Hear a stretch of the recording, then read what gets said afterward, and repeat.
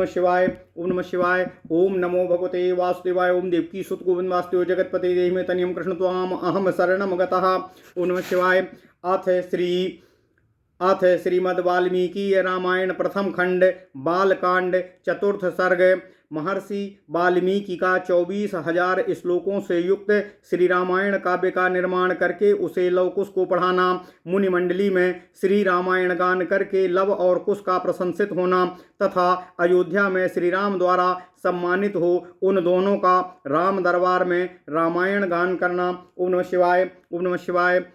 प्रजा प्राप्त राजस्य रामस्य वाल्मीकिर्भगवान् ऋषिः चकार चरितं कृत्स्नं विचित्र पदमर्थवतो 24,000 श्लोकानामुक्तवान् ऋषिः तथा सर्गशतान् 65 काण्डानि तथोत्तरं कृत्वा तु तन्महाप्राज्ञा सभविष्यं सहोत्तरं चिन्तयामास कोऽन्य ततो प्रयुञ्जीयादिति प्रभुः तस्य चिन्तामानस्य महर्षेर्भावितात्मनः अग्रहीतां तथा पादौ मुनिवेशो कुशीलवौ तु धर्मज्ञौ राजपुत्रौ यशस्विनो भ्रातरौ स्वरसम्पन्नो ददर्शाश्रमवासिनो सा तु मेधाविनो दृष्ट्वा वेदेषु परिनिष्ठितो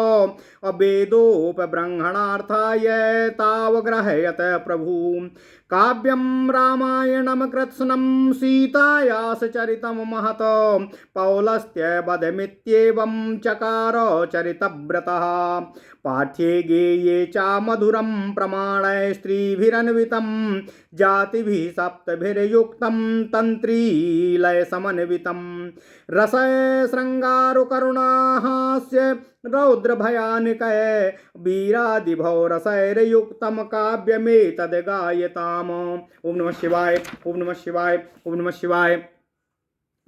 तौ तु गन्धर्व तत्यज्ञो स्थान मूर्छन कोविदो भ्रातरो स्वर संपन्नो गंधर्वा विवरूपिणो रूपलक्षण संपन्नो मधुर स्वर भाषिणो बिंबादिबोत्थितो बिंबो राम देहात तथा परो तौ राजपुत्रौ कार्त्स्येनो धर्ममाख्यानमुत्तमं वाचो विधेयं तत्सर्वं कृत्वा काव्यमनिन्दितो ऋषीणां च द्विजातीनां साधूनां च समागमे तथोपदेशं तत्त्वज्ञौ जगतुः सो समाहितो महात्मनो महाभागो सर्वलक्षणलक्षितो अतो कदाचित् समेतानां ऋषीणां भावितात्मनां मध्ये सभं समीपस्थापिदं काव्यां गायताम् तत् श्रुत्वा मुनयः सर्वे बाष्पपर्याकुलेक्षणाः साधु साध्विति तावूचु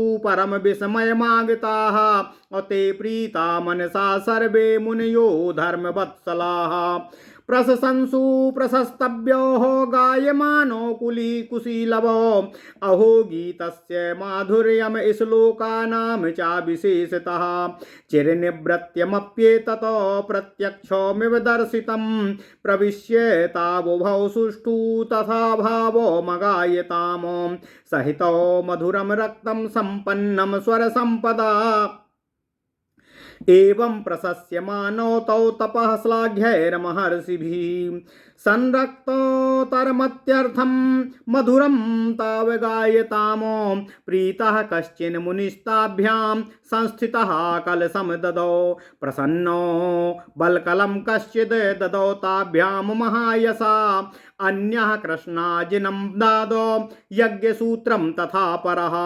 कश्चिन् कमण्डलुं प्रादानमौञ्जमानो महामुनि अब्रसीमन्यस्तदा प्रादाद् कौपीनं परो मुनिः ताभ्यां ददौ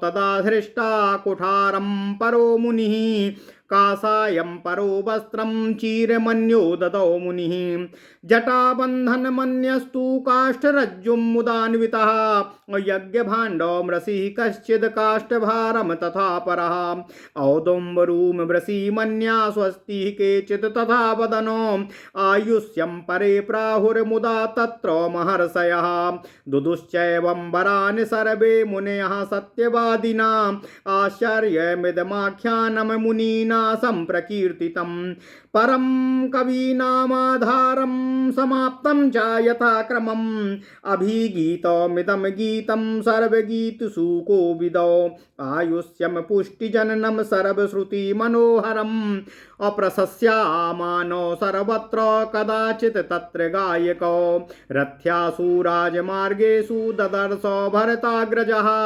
अस्वावेश्म चानीय ततो भ्रातरौ साकुशीलवौ पूजयामास पूजार्हो रामः शत्रुर्निबर्हणः आसीना काञ्चने दिव्ये सा च सिंहासने प्रभु उपोपविष्टे सचिवैर्भ्रातभिश्च समन्वितः दृष्ट्वा तु रूपसम्पन्नो विनीतो भ्रातराबुभौ उवाच लक्ष्मणं रामा शत्रुघ्नं भरतं तथा श्रूयतामेतदाख्यानम् अमनयोर्वेदवर्चसो विचित्रार्थ पदं सम्यग् गायको समचोदयत तौ चापि मधुरं रक्तं स्वाचित्तायता निःश्वनम् तन्त्रीलयवदत्यर्थं विश्रुतार्थमगायतामो हृदयाद् सर्वगात्राणि मनांसि हृदयानि च श्रोताश्रय सुखं गेयं तद्बभौ जनसंसदिः। ओम नमः शिवाय, ओम नमः शिवाय, ओम नमः शिवाय। इमो मुनिपार्थिविलाक्षणान्वितो कुशीलवौ चैव महातपस्विनो ममादितद्भूतिकरं प्रचक्षते महानुभावं चरितं निबोधतो ततास्तुतो रामवचा प्रचोदिता बगायतां मार्गविधान संपदा सा चापि रामा परिषद्गतासनैर्बभूषयासक्तमना बभूव। ओम नमः शिवाय, ओम नमः शिवाय, ओम नमः शिवाय। ओम नमो भगवते वासुदेवाय। ओम देवकी सुत गोविंद वासुदेव जगतपते देहि में तनियम कृष्ण त्वाम अहम शरणम गता। अथ श्रीमद् वाल्मीकि रामायण प्रथम खंड बालकांड चतुर्थ सर्ग। महर्षि वाल्मीकि का 24,000 श्लोकों से युक्त श्री रामायण काव्य का निर्माण करके उसे लव कुश को पढ़ाना, मुनि मंडली में रामायण गान करके लव और कुश का प्रशंसित होना तथा अयोध्या में श्री राम द्वारा सम्मानित हो उन दोनों का राम दरबार में रामायण गान सुनाना। ओम नमः शिवाय, ओम नमः शिवाय, ओम नमः शिवाय। ओम नमो भगवते वासुदेवाय। ओम देवकी सुत गोविंद वासुदेव जगतपते देहि में तनियम कृष्ण त्वाम अहम शरणम गता। नारद जी कहते हैं, हे ऋषियों, भगवान श्री रामचंद्र जी ने जब वन से लौटकर राज्य का शासन अपने हाथ में ले लिया, उसके बाद भगवान वाल्मीकि मुनि ने उनके संपूर्ण चरित्र के आधार पर विचित्र पद और अर्थ से युक्त श्री रामायण महाकाव्य का निर्माण किया।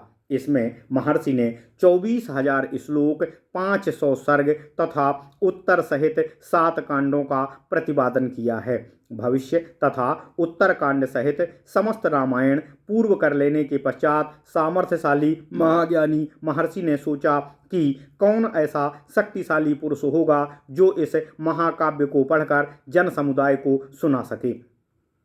अतः शुद्ध अंतःकरण वाले उन महर्षि के इस प्रकार विचार करते ही मुनि वेश में उन्हीं के आश्रम में रहने वाले राजकुमार कुश और लव ने आकर उनके चरणों में प्रणाम किया। राजकुमार कुश और लव दोनों भाई धर्म के ज्ञाता और यशस्वी थे। उनका स्वर बड़ा ही मधुर था और वे मुनि के आश्रम पर ही रहते थे। उनकी धारणा शक्ति बहुत ही अद्भुत थी और वे दोनों ही वेदों में पारंगत हो चुके थे। भगवान वाल्मीकि ने उनकी ओर देखा और उन्हें सुयोग्य समझकर उत्तम व्रत का पालन करने वाले उन महर्षि ने वेदार्थ का विस्तार के साथ ज्ञान कराने कराने के लिए उन्हें सीता के चरित्र से युक्त संपूर्ण रामायण नामक महाकाव्य का, जिसका दूसरा नाम पौलस्त्य वध अथवा दशानन वध था, अध्ययन कराया। वह महाकाव्य रामायण पढ़ने में और गाने में भी मधुर, द्रुत, मध्य और विलंबित, इन तीनों गतियों से समन्वित, षडज आदि सातों स्वरों से युक्त, वीणा बजाकर स्वर और ताल के साथ गाने योग्य तथा श्रृंगार, करुण, हास्य, रौद्र, भयानक तथा वीर आदि सभी रसों से अनुप्रमाणित है। दोनों भाई कुश और लव उस महाकाव्य को पढ़कर उसका गान करने लगे। वे दोनों भाई गंधर्व विद्या अर्थात संगीत शास्त्र के तत्वज्ञ और स्थान और मूर्छना के जानकार, मधुर स्वर से संपन्न तथा गंधर्वों के समान मनोहर रूप वाले थे। सुंदर रूप और शुभ लक्षण उनकी सहज ही संपत्ति थी। वे दोनों भाई बड़े मधुर स्वर से वार्तालाप करते थे। जैसे बिंब से प्रतिबिंब प्रकट होते हैं, उसी प्रकार भगवान श्री राम के शरीर से उत्पन्न हुए वे दोनों राजकुमार दूसरे युगल श्री राम के समान ही प्रतीत होते थे। वे दोनों राजपुत्र सब लोगों की प्रशंसा के पात्र थे। उन्होंने उन धर्मानुकूल उत्तम उपाख्यानमय संपूर्ण रामायण काव्य को जिह्वाग्र कर लिया और जब कभी ऋषियों, ब्राह्मणों तथा साधुओं का समागम होता था, उस समय उनके बीच में बैठकर वे दोनों तत्वज्ञ बालक एकाग्रचित होकर रामायण का गान किया करते थे। एक दिन की बात है, बहुत से शुद्ध अंतःकरण वाले महर्षियों की मंडली एकत्र हुई थी। उसमें महान सौभाग्यशाली तथा समस्त शुभ लक्षणों से सुशोभित महामनस्वी कुश और लव भी उपस्थित थे। उन्होंने बीच सभा में उन महात्माओं के समीप बैठकर उस रामायण महाकाव्य का गान किया। उसे सुनकर सभी मुनियों के नेत्रों में आंसू भर आए और वे अत्यंत विस्मय विमुग्ध होकर उन्हें साधुवाद देने लगे। मुनि धर्मवत्सल तो होते ही हैं। वह धार्मिक उपाख्यान सुनकर उन सब के मन में बड़ी प्रसन्नता हुई। वे सभी मुनिगण रामायण कथा के गायक कुमार कुश और लव को, जो कि प्रशंसा के ही योग्य थे, इस प्रकार प्रशंसा करने लगे। अहो, इन बालकों के गीत में कितना माधुर्य है। श्लोकों की मधुरता तो और भी अद्भुत है। यद्यपि इस काव्य में वर्णित घटना बहुत दिनों पहले ही पूरी हो चुकी थी, तो भी इन दोनों बालकों ने इस सभा में प्रवेश करके एक साथ ऐसे सुंदर भाव से स्वर संपन्न राग युक्त मधुर गान किया है कि वे पहले की घटनाएं भी प्रत्यक्ष सी दिखाई देने लगीं, मानो अभी अभी आंखों के सामने ही वे संपूर्ण घटनाएं घटित हो रही हों। क्षमा कीजिएगा। इस प्रकार उत्तम तपस्या से युक्त महर्षिगण उन दोनों कुमारों की प्रशंसा करते और उनसे प्रशंसित होकर अत्यंत मधुर राग से रामायण का ज्ञान वे दोनों बालक करते थे। उनके गान से संतुष्ट हुए किसी मुनि ने उठकर उन्हें पुरस्कार के रूप में एक कलश प्रदान किया। किसी दूसरे महायशस्वी महर्षि ने प्रसन्न होकर उन दोनों को बलकल वस्त्र दिए। किसी ने काला मृगचर्म भेंट किया तो किसी ने उन्हें यज्ञोपवीत भेंट किया। एक ने कमंडल दिया तो दूसरे महामुनि ने मुंज की मेखला भेंट की। तीसरे ने आसन और चौथे ने कौपीन प्रदान किया। किसी अन्य मुनि ने हर्ष में भरकर उन दोनों बालकों के लिए कुठार अर्पित किया तो किसी ने गेरुआ वस्त्र दिया तो किसी मुनि ने चीर भेंट किया। किसी दूसरे ने आनंद मगन होकर जटा बांधने के लिए रस्सी दी तो किसी ने समिधा बांध कर लाने के लिए डोरी प्रदान की। एक ऋषि ने यज्ञ पात्र दिया तो दूसरे ने काष्ठभार समर्पित किया।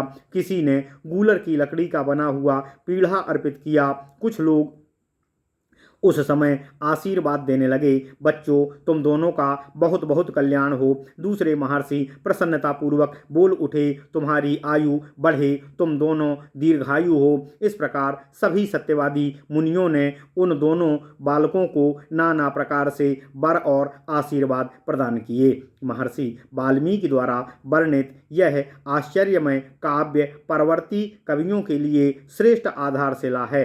भगवान श्री रामचंद्र जी के संपूर्ण चरित्रों का क्रमशः वर्णन करते हुए इसकी समाप्ति की गई है।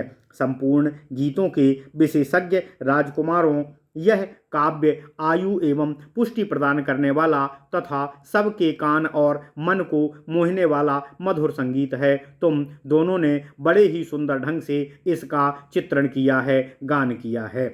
एक समय सर्वत्र प्रशंसित होने वाले राजकुमार कुश और लव अयोध्या की गलियों और सड़कों पर रामायण के श्लोकों का गान करते हुए विचरण कर रहे थे। उसी समय उनके ऊपर भरत के बड़े भाई भगवान श्री रामचंद्र जी की दृष्टि पड़ी। उन्होंने उन समादर योग्य बंधुओं को अपने पास बुलाकर उनका यथोचित सम्मान किया। इसके बाद शत्रुओं का संहार करने वाले भगवान श्री राम सुवर्णमय दिव्य सिंहासन पर विराजमान हुए। उनके मंत्री और भाई भी उनके पास ही बैठे हुए थे। उन सब के साथ सुंदर रूप वाले उन दोनों विनयशील भाइयों को की ओर देखकर भगवान श्री रामचंद्र जी ने भरत, लक्ष्मण और शत्रुघ्न से कहा, ये देवताओं के समान तेजस्वी दोनों कुमार विचित्र अर्थ और पदों से युक्त मधुर काव्य बड़े ही सुंदर ढंग से गाकर सुनाते हैं। तुम सब लोग इसे अवश्य सुनो। यूं कहकर उन्होंने उन दोनों भाइयों को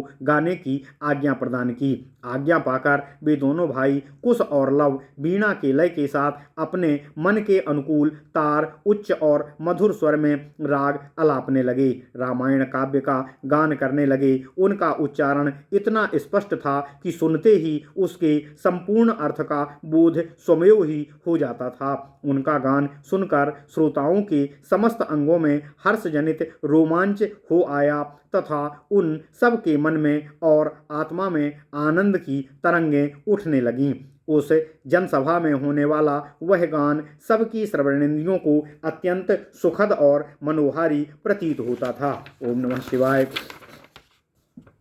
उस समय भगवान श्री राम ने अपने भाइयों का ध्यान आकृष्ट करते हुए कहा कि ये दोनों कुमार मुनि होकर भी राजोचित लक्षणों से संपन्न हैं। संगीत में कुशल होने के साथ ही महान तपस्वी भी हैं। ये जिस चरित्र का प्रबंध काव्य का गान करते हैं वह शब्दा अर्थालंकार, उत्तम गुण एवं सुंदर रीति आदि से युक्त होने के कारण अत्यंत ही प्रभावशाली है। मेरे लिए भी अभ्युदयकारक है, ऐसा वृद्ध पुरुषों का कथन है। अतः तुम सब लोग इसको ध्यान देकर सुनो।